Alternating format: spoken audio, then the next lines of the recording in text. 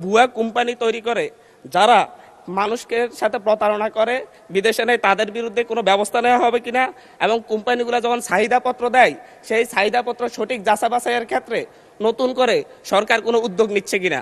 মাননীয় স্পিকার, প্রবাসীরা আমাদের রেমিটেন্স যোদ্ধা, তারাই আমাদের অর্থনীতিকে সচল রেখেছে, কিন্তু আমরা বিভিন্ন নিউজে প্রতিনিয়ত দেখতে পাই প্রবাসীদের নিঃস্ব হওয়ার ঘটনা।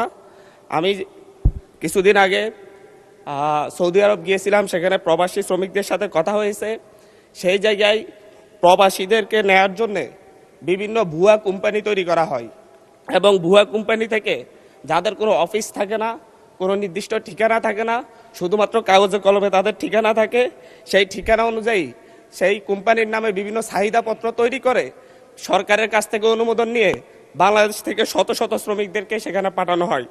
তারা সেখানে গিয়ে বিমান ভাড়া। মাননীয় সদস্য, আমাদের এটা হচ্ছে not statement, it's a question. Please আপনি একটা কোশ্চেন করেন, তাহলে অন্য মাননীয় সদস্য সুযোগ পাবেন আরেকটা কোশ্চেন করার। মাননীয় স্পিকার, আমি ব্যাকগ্রাউন্ডটা বললে কোশ্চেনটাকে ক্লিয়ার হতো।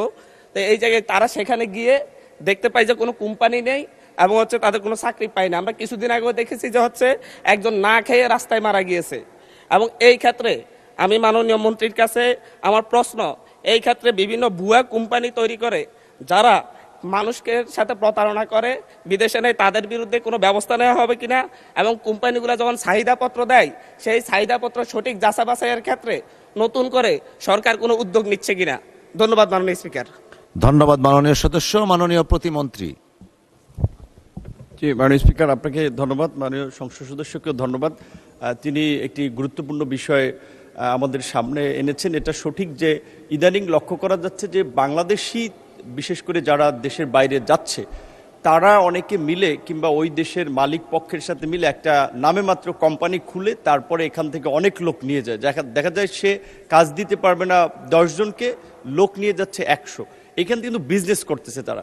সো এখন ওইখানে যখন একটা ডিমান্ড লেটার ওখানকার দূতাবাস কর্তৃক সত্যায়িত এখানে জমা দেয়, তখন কিন্তু আমরা এটা ধরে নেই যে ওখানকার এমবেসি যাচাই বাছাই করেছে।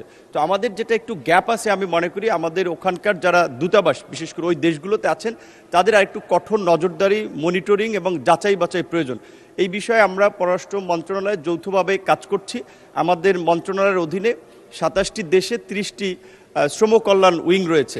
এখানে যে জনবল এবং প্রকৃত অর্থে তাদেরকে যে ফিনান্সিয়াল সাপোর্ট দেওয়া হয় সেটা এই কাজের জন্য যথেষ্ট নয়। আমরা এই বাজেটে সরকারের কাছে বরাদ্দ চেয়েছি আমাদের মন্ত্রণালয়ের লোকবল বাড়ানোর পাশাপাশি আমাদের পররাষ্ট্র মন্ত্রণালয়ের মাধ্যমে আমাদের রেগুলার ডিপ্লোমেসির পাশাপাশি মাইগ্রেশন ডিপ্লোমেসিকে আমরা গুরুত্ব দিচ্ছি। আশা করি আমরা কিছু এখানে প্রতিকারমূলক ব্যবস্থা ভবিষ্যতে নিতে পারবো।